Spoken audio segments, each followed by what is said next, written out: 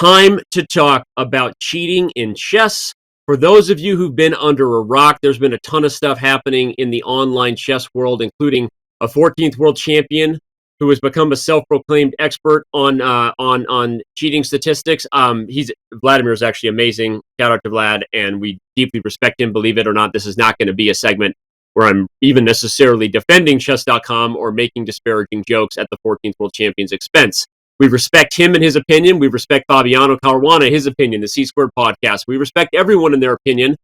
And I want to start off with saying that in this segment, the first thing that really, really matters is giving a massive validation sandwich to everybody who has been frustrated at times with how Chess.com has handled the process of cheat detection. We are going to talk about the data and the accuracy, which it isn't very accurate, and the misguided statements that are being made about how much cheating is happening. That part of it is going to be defended, okay? That part of it is going to be defended. But right now, we're going to talk about the fact that there's a reason that people have been frustrated. There's a reason that people have felt, if you want to use the term, paranoid. There's been a reason that people have felt like Chess.com isn't doing enough. And that is because what happened over the years is that Chess.com's investment in the process didn't match the transparency and the communication that we were making to the world. And when you add to that the fact that when we initially invested in cheat detection, everyone, it was designed to catch people before they could even play title players. Like, that was what the initial design was, because we were just trying to protect title players. Then here comes Title Tuesday, and early is stakes. But even then, it's like $1,000 once a month, right? So while I would say that the bones of the algorithm, and we've actually been pretty good at what we've been doing for a really, really long time. Have you read the Hans Niemann report and other things that we've done, including earlier in this show? We have not done a very good job of communicating it. Further, I would say that when the stakes have gone up, the stakes are no longer $1,000 once a month on a Title Tuesday. The stakes are now millions of dollars in prizes, combined with people who feel like their reputation is at stake when they stream, combined with just general feelings of frustration when title players aren't punished. Because I'll say this, the punishment has not met the crime, or what is the right way for us to say it? Like, we have not properly invested in what is now at stake. And I'm going to acknowledge that, which is the fact that people should not be allowed, Chess.com should not be carrying the chess professional world's secrets. It is different if you're a professional player cheating in a prize event versus a random person who maybe just learned chess. And even if you know what you're doing wrong with Stockfish, it is different. If you earned a chess title, you know what you're doing is wrong. You're stealing from fellow chess professionals, period. And you know it because you have a title, even if it's an NM title that took years to earn in tournament. And when you add the fact that we haven't been public enough, arguably, we haven't held people as aggressively accountable as they should be, even if I do believe in second chances, and that's not changing. By the way, every other sport has precedent for second chances. People get caught for PEDs. They're not banned for life. They serve their time and come back. If they do it repeatedly, are they banned for life? Yes, that applies for the Olympics and the IOC or baseball, football, whatever. So we will continue to operate with second chances, but we are not going to continue to operate in a world where we are holding the chess title players' secrets. The strongest players in the world feel like we're not doing enough to protect them. The stakes are going up. And again, the consequences for cheating have not been high enough. On that note, I transition to the biggest point of this segment, which maybe is not what you thought it was going to be, which is that many of you actually did notice that we made an update to our legal term on October 26th. In fact, some of the comments we have prepared for this chat were calling it out on Twitter and making statements that obviously refer to the fact that there was a massive lawsuit that recently ended. But the truth is, we've been ready and prepared and eager to make these changes for quite some time. In fact, it was because there was an ongoing lawsuit that we needed to be very patient in that. But I will say this, we need the flexibility, we need the power, we need the strength to do the things that you all want us to do so that we are not constantly running down a bunch of people suing us when they have cheated themselves, right? Because make no mistake, regardless of your view of how the Hans Niemann thing ended, there is no debate about the fact that he did cheat. He admitted to it himself.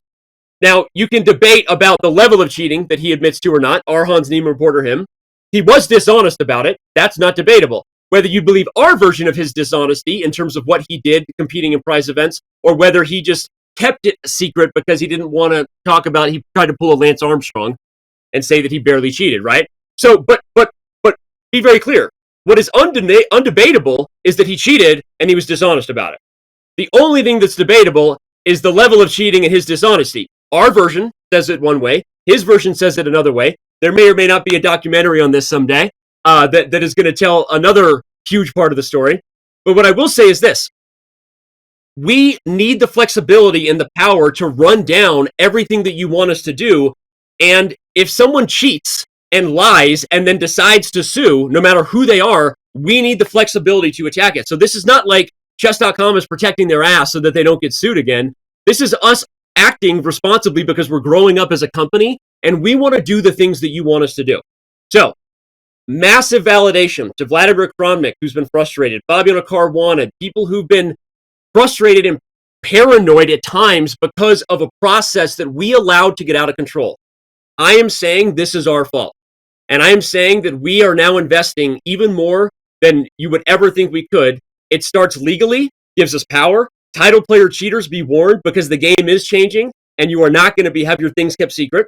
And I'm going to talk about the different varying of levels of that because that's not a threat, although execution will happen in terms of us acting on what we're saying we're going to do, not any other type of execution. Now moving on to the stats. There's Reddit questions. There's people asking about the stats. I'm going to get into a lot of this with the person who's about to join me. He's our head of community. His name is Casa Corley, and he's awesome. Regardless of everything I just said, and make no mistake, this is all going to be a video that you're already watching on YouTube. Chess.com needs to do better. We are investing in order to allow us to be stronger and more flexible to do better. We have failed in transparency and process, which is what led to the environment that we live in with Kramnik and Fabi and those other people. So there's your full validation sandwich. Now, in the middle of that sandwich is they're wrong about the stats. If you want to look into it yourself, you can look into the independent person, this guy named like Damien or Darian or something who did it. You can believe that we have a signed letter from head of statistics at Harvard that we would use if ever needed to legally that validates and audited our systems. You can look at the fact that no matter what they say, we continue to close title players every month. That doesn't mean that everything I've ever said on this show isn't true. There are people cheating on Chess.com and getting away with it. But we are going to catch them. We invest when we think they're cheating. Then we run their other games. We look into their DNA this way. We do this. We do that. We compare. And at some point, they will get caught. Many of you who are OGs know that there are people who cheated and won multiple Title Tuesdays before we closed them. And anyone who wants to dive into the Hans Niemann report and see the games, you can, or see the names that we didn't mention. We have done really, really tough closures of some of the best players in the world. This idea that 50% or 20% is so outlandishly absurd, it's not even close. And in fact, as someone who's sometimes accused of being a streamer or content creator first or a hype person first in Hikaru Nakamura, he was actually the most accurate and much closer. If you want an answer, and I'm diving into the Reddit question, we have closed, if you want to look at it that way, roughly 1% of people who have played in Title Tuesdays over time, or cheaters. We think that it's that much. Actually, it's not just Title Tuesday. That 1% applies to like all title games. Probably, we think that maybe around 3%, Hikaru said 4%, may be cheating. Now, that's 3% of either total title player games, not just Title Tuesday, total cash events. But again, that comes with the caveat that we are aware of anything suspicious. We're on top of it. And those people continue to be closed every month. A lot of times, not in a highlightable moment that you saw in a controversial way. We were just doing our job. We're investing in doing our job. So if you look at it in one lane, you can say that's way too high of cheating, 3%. I'm actually thinking, by the way, there are people who disagree with me that it's even 3%. There are people internally who say, no, Danny, it's closer to 1% or less. I don't know. But I would say this, even if it's on the higher percentage of that, and you think 3% is too much, here's what I would challenge you. And this is the last end of the validation sandwich. I validate the feelings that you have about us needing to do better.